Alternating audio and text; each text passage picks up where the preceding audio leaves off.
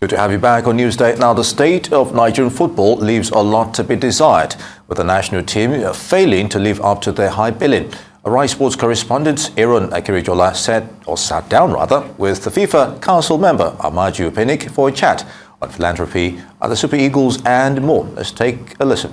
All right, so you've been very busy in the last couple of days as the Brown Hill Foundation has launched a volleyball, basketball court and a library in different locations around Nigeria.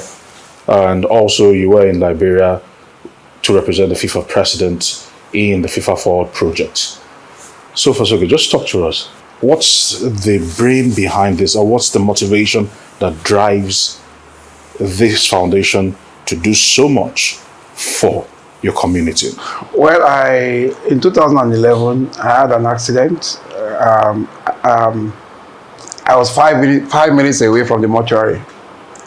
So when I was in the hospital in London, a lot came to my mind. So, I would have just left this world, this sinful world, without making some necessary level of benevolence and impact on so many people's life.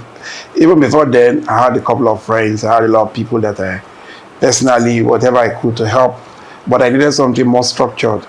So that was when we started the Brown Hill Foundation. We started with the area I grew up with in Warri, the Obawa Esiri locality, because we went to the area. And when we got there, we found out that a lot of people that grew up with us still live in that area. Their children did not have the requisites or what you call the basic education. So it was based on that we decided I had to call one of my closest friends, Elder Barra, as a lawyer, who also grew up in that neighborhood, Pekaderemo, Andrew, and say, Andrew, please come and chair this foundation. You know, they also called Tom Sigbemre. They all went to grew up in that locality, and they were all excited about it. And we registered the Brown Hill Foundation in 2011, and we started by educational and vocational benevolence or charity, if you like. Then in rare cases, we also do medicals, or rather we did medicals in the past. We did with Wilson Oruma, you know, of course. We are still in touch with him, of course. We did with a couple of people. We also did with HMSC not too long ago. And we've done with so many people, Opabumi and ex-internationals. But we've done, I can say safely, that over 1,000 people, people that didn't have option. Today, we can proudly say we have lawyers, we have doctors, we have engineers, we have quite a lot. All right, you represented FIFA president Gianni Infantino in Liberia. A lot of people have been asked a question when they saw the edifice and they saw the beauty of the particular projects. That here in Nigeria, what has FIFA done for Nigeria and Nigerians over the last couple of years, seeing what has happened in Liberia? FIFA has done quite a lot for Nigeria.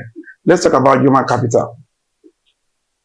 The only African in the adjudicative chambers of the FIFA Ethics Committee, Justice Ayotunde Phillips, is a Nigerian. It's a privilege. Listen, I can repeat it. It's a privilege that is so priceless. If you know what the Ethics Committee stands for, that's a Nigerian. Because FIFA believe Nigeria is a great country with great football antecedent and great football potential. So FIFA does not joke with Nigeria. Then under our reign, we were able to complete the facility in Bauchi through the Forward program. The facility in Bauchi was built by my predecessor, Aminu Megeri, a hostel or a camping site. But we were able to finish it and furnish it, and now it's being put into use. Now, we have two very ambitious projects. One, through the Forward program, the construction of a mini stadium in Kebbi State, and one in Delta State, Uborodo, to be precise. I'm happy to say that the one in Kebbi State has been completed, while the one in Uborodo has some issues which is being resolved now, because FIFA now has called a consultant and the NFF to sit down with the contractor, because the terrain in Uborodo is radically different from what they have in Kebbi State. You know, I think the contract in Uborodo was 1.18 million, Why the one in Kebbi is almost the same thing. And, you know, there are a lot of things that were not factored into the bill of quantity going forward in Uborodo, because it's not easy moving equipment, moving materials from Warri. All those things were not factored. So if you can say, okay, let's see if we can factor it and make some reviews so that this project will be completed. So when I hear people say, oh, this project has been abandoned, it's not true. I know the contractor. I know him very well. He's very tall in his endeavor. So I don't think I want to join people in saying no. At a point in time, personally, when he requested, he didn't want to stop a particular aspect of the job. I had to give him a facility from my pocket, because whether I like it or not, this is going to be the first stadium in a riverine area. This is the goose that laid the golden egg. Without Escravos, I can safely say that there's no Nigeria. Escravos is Chevron.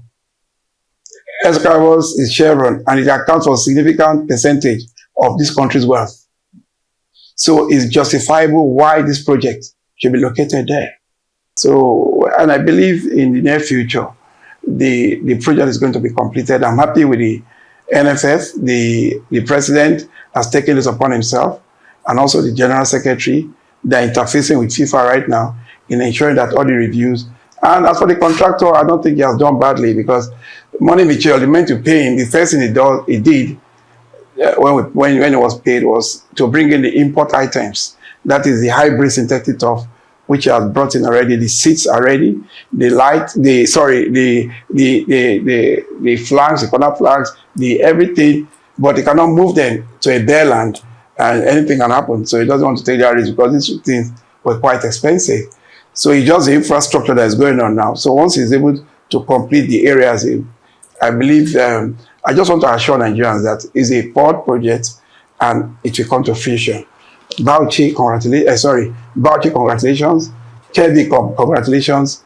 In the near future, we're going to congratulate Uborodo. If there's anything that Nigeria is passionate about, it is the Super Eagles. And more importantly, not just the Super Eagles alone, the performance of the Super Eagles. Well, we've seen the trend happen in the last couple of years. There's been changes in leadership to the federation. There's been changes with the coaches, but the results remain the same. At this moment in time, what would you say is the reason behind the decline? Because if the changes have happened and we've not seen any appreciable growth, what do you say is the reason behind it? Well, thank you very much for that question. It's something that I think about a lot. When we brought in Olise, our intentions were genuine. I've never used the word I, because every decision we take regarding national team coaches is not just limited to a technical committee. It starts with a technical committee and comes to the executive committee, which I headed. And most times it also goes to the ministry for their accent. So when we brought in Olise, our intention was genuine, because he was young, enterprising, with all the necessary and requisite knowledge. So we called him Pep Guardiola of Africa. There was no regret. We wanted to enable him where there are perceived inadequacies. He's top notch, like he said. His program, excellent. Excellent. Someone that could write a report for a World Cup final. You should understand, But there are some things that I cannot say. I don't want to call it spiritual.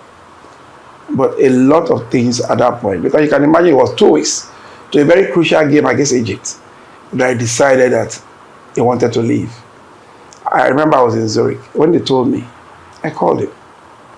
I knew he was having issues with a particular member who was, the technical committee there. But to me, the member possibly was just trying to ensure that he did what he was supposed to do and also recognize his existence as a head of a very key committee. Maybe that may have infuriated him. Maybe that may be part of it. I called him. I said, Sunday, we have this game. If we don't qualify, Nigeria will kill us. Please. What he said to me, my life is quite important to me. And he left. And there was a vacuum. and we didn't qualify. We got in Genotro. Started gradually, but very well. Good coach, no doubt. You know, maybe not giving you the the tactical, you know, tip tap, but always result oriented. But at the time, he started losing it. The players' discipline were called to questions. Even when we had crucial games. At that point, it was a unanimous decision. In fact, the whole Nigeria, 98% wanted. So everyone came. The first game we played against Egypt in Nations Cup was like, you are just open a cage. These players have been in a cage. And of course, the Nigerians, and things started going back. Okay, Pizarro, very rich pedigree, you know.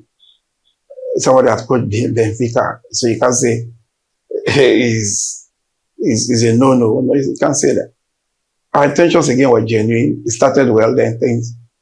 What I've observed is that three things. Nigerians should be patient with whoever comes as a coach. Look at Ateta. At a point, Arsenal was last season. Arsenal was 20th in the log. Well, they ended up in 5th position. The Players' Union is in a hot mess. You've tried to intervene. The Deputy Governor of Edo State has also tried to intervene. The President of the Nigeria Football Federation set up a reconciliation committee. But we seem to be moving around in circles. What do you think is the real problem? Understanding that this Wilson or rumors issue should be channeled through the Players' Union, and they should be there for people like this and all ex-players that are in need. Talk to us about this. Yeah, well, I think we are losing quite a lot. You know, Nigeria is not thinkable that we're not part officially of people. You know, but it's an area I personally would not want to delve into because I'm in court with one of the key players in the Players' Union. I filed a criminal defamation case against him because I might be subject to this if I say anything about the players. So I maintain a relationship with the players I believe I have a relationship with. I also help the ones I believe that have an appreciable level of sanity and needs genuine help.